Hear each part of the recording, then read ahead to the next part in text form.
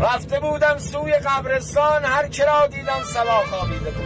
در کنار یکدیگر ریز و درشت، هر کسی در زیر پا خوابیده بود.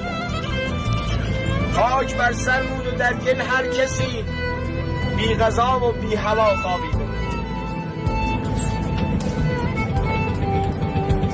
دلبر از عاشق جدا خوابیده بود، عاشق از دلبر جدا خوابیده بود.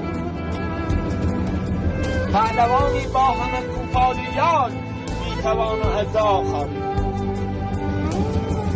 یا فقیری مرده بود از گشنگی، در کنار اغنیا خوابیده بود. آن که می چربید نازش در جهان، بی لحاف و متکا خوابیده بود. آن که دورش بود 10 پاچه خار، زیر گل در انزوا خوابیده.